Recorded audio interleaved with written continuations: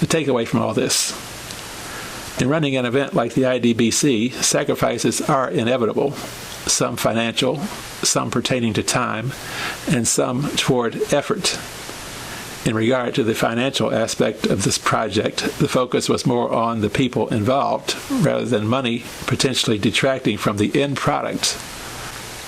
I kind of figured that with this being an historic occasion, if there was funding that needed to be provided at different times unexpectedly, to just go ahead and pay it and not worry about it, because this was one of those things where you had people coming from another country. And when there are minor inconveniences, like paying out a little money to make something work right, when this is one of those things that's never really happened before, it's kind of silly to worry about if you're going to get reimbursed or not from it. So when you set aside your own materialism, compensations for any sacrifice of money come about in ways that far exceed any monetary inconveniences, which in this case occurred later.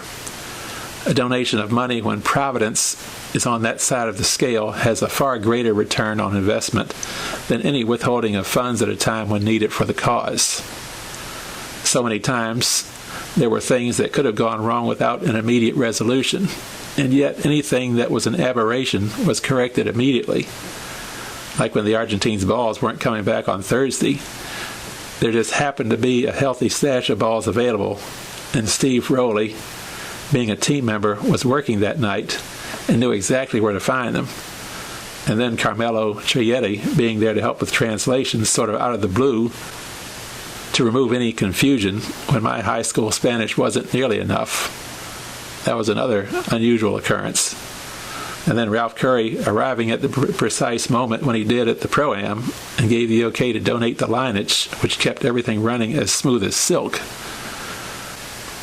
I guess you could say these things need not have happened at all if divine help was intervening, but I say that they were subconscious reminders to remain steadfast to the integrity of the event, and that help was there when I needed it.